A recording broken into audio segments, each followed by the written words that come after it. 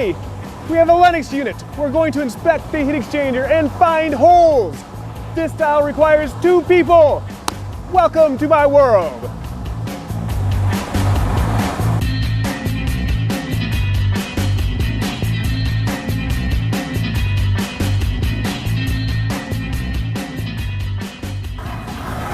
And today we have my co-worker Nick.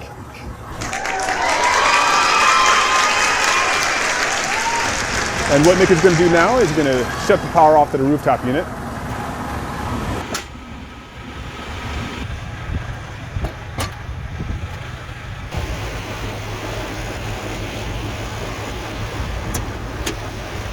We're going to open up the doors.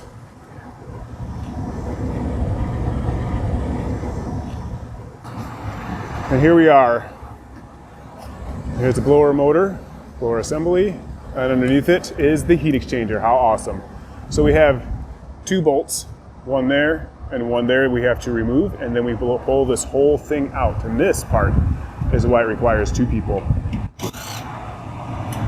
This one's rather high. I have this brick here. I stole it from a satellite dish. I will be replacing it. Got this nice, wonderful handle here, and we're gonna pull it and slowly pull us out together. Now, as Nick stands right there, you probably can't see this, but there is high voltage wires, the 3-phase power going to the blower motor over here. You wanna make sure that you don't pull this so far out that it rips the wires out of the motor. Bad.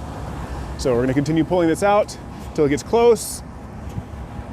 Keep going. That's it.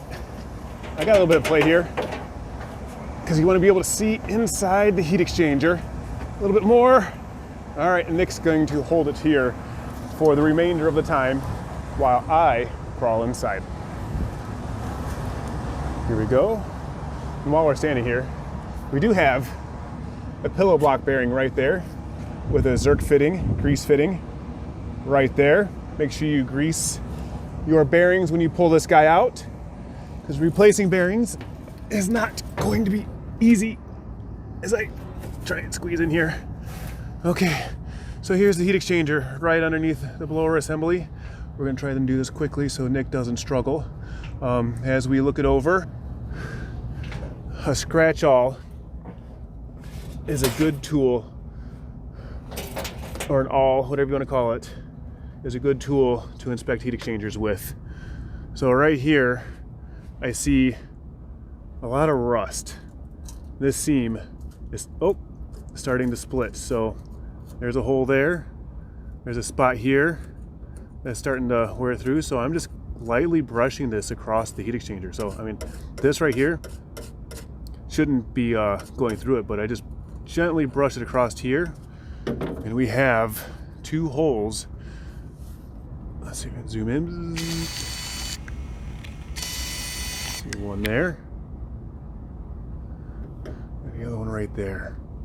So this heat exchanger right there.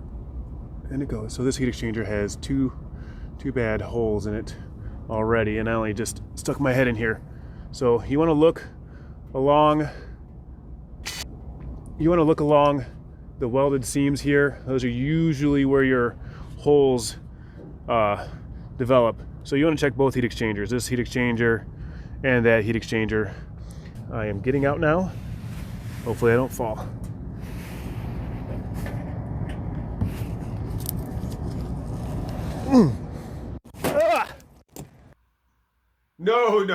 No. I didn't actually fall out. I just dropped the phone. But it's funny how it worked out that way. Either way though, just want to remind you guys, I have 1 speed. It's not fast, it's not slow, it's just get the job done.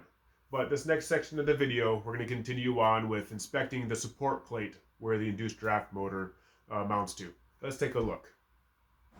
Also, part of the process of checking the heat exchangers is making sure that where these screws are attached to these plates here, you want to make sure there's no rust like making its way through them. No rust holes. You want to look inside this area as well, make sure there's no issues there. Make sure everything looks good on the outside. Make sure your induced draft motor's not rusting on that mounting plate either. All right, we're pushing it back in.